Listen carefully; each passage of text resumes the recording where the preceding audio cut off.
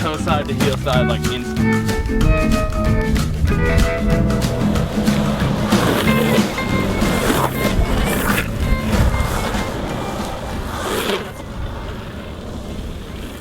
Hey guys, it's Nick at DB Longboards again, and I'm going to go ahead and show you a little bit about every different Venom bushing. There's 3 different kinds for starters. You've got your cone, you have a barrel, and then you have an eliminator.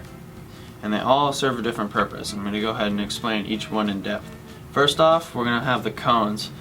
They're really good for carving because there's not a lot of urethane there, but there's still enough that it gives you a nice springy rebound. So if you're just cruising around your neighborhood, if you're doing mild downhill, I'd say less than 25 miles an hour, you could run cone if you wanted to. If you want to experiment a little bit more and take on a little bit bigger stuff, you could run cone barrel. A barrel, since it's a little bit wider than the cone, has a little bit more rebound and it's going to give you a little bit more center point. So when it's inside your bushing seat, it's going to make sure that it doesn't move around as much as a cone, and it's going to make things a little bit more stable for you. And then next off, we have an eliminator. This thing, although it might look weird, actually serves a very good purpose, and this is basically, it takes away lean, so your truck can't turn as much with one of these in, but it's going to make you a lot more stable. And this is because when you ride it on there, it fits just in there perfectly, and it actually can snap in there on some trucks. And basically, the outer rib of this is going to push against the bushing seat and make you have a more defined center. So that way when you're carving and you bring it back up, it's going to want to stay at center, which can also help prevent speed wobbles, and it can make you feel stable at higher speeds. Certain setups I would recommend with these, again, just cruising around, cone is totally fine. Cruising around with some slight downhill, cone barrel.